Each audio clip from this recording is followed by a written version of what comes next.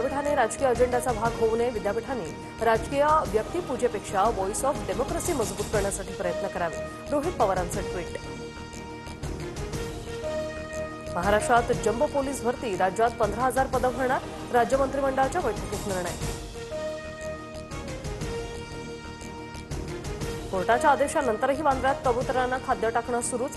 तर कबुतरांच्या विष्ठेमुळे मुलांना फुफ्फुसाचे गंभीर आजार.